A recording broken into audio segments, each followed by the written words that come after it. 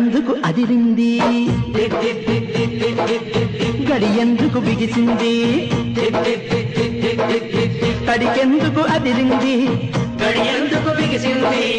కథ చెప్పే చిన్నవాడా